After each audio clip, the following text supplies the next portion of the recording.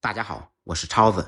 我们平时在家里面烧汤，基本都用清水，做出来的汤总是苦寡清淡，没有后味儿。今天超子教大家6种素高汤的做法，汤鲜味美，学会以后保证对您的厨艺有所帮助。满满的干货，建议大家收藏转发，让更多的朋友看到。首先介绍第一种西红柿素高汤，先把西红柿在火上旋转烧烤，去掉外皮，再准备少许姜丝、葱花。西红柿尽量选用熟透的，内心有点软的，更有利于出味出汁。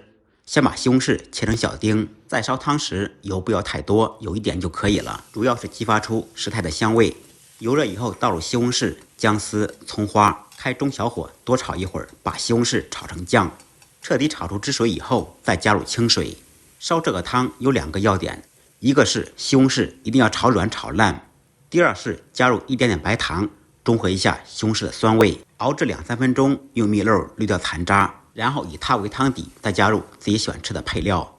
接下来介绍第2种，准备少许小麦面粉，同样锅中放少许油，油热以后放入少许小麦面粉。做这种汤同样有2个要点，一是面粉不要太多，面粉太多的话，做的汤有一种糊糊的感觉，喝着糊口。第二是炒面粉的时候油温不要太高，把面粉彻底炒散，不要有颗粒状。加水时尽量加热水，加入清水以后无需熬制，直接放入自己喜欢吃的食材。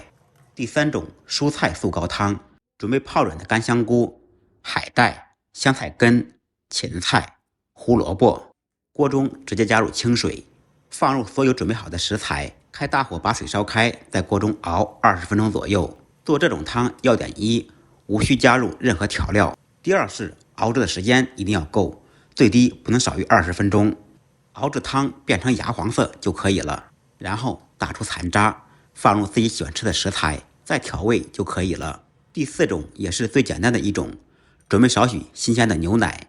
酒店做的话都是用淡奶。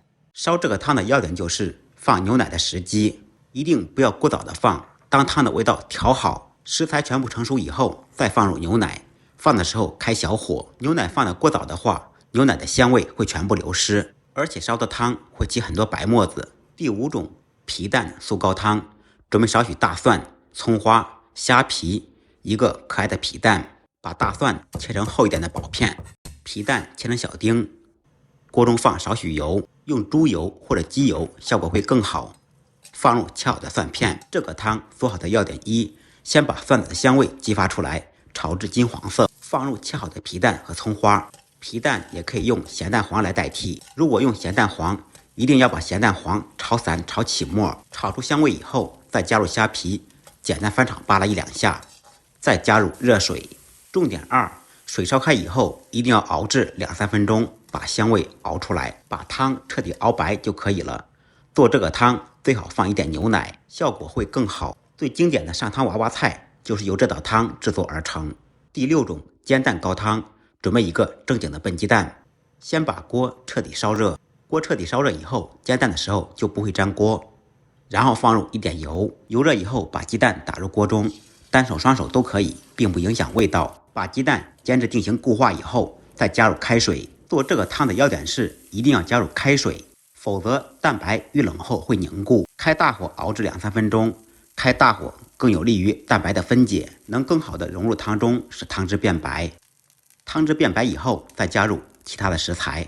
用这种方法做汤，我以前也出过很多视频，可以放丝瓜、萝卜等等，有汤有蛋还有菜，味道鲜美，真不赖。学会这6种做法，再也不用为烧汤发愁了。